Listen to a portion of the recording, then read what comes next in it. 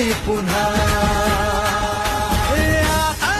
माग हटायचं नाही, विचार काय करतोय समजदार राजा. सरकार पुन्हा आणायचं हाय, सांगायचं हाय अवघा महाराष्ट्र माझा.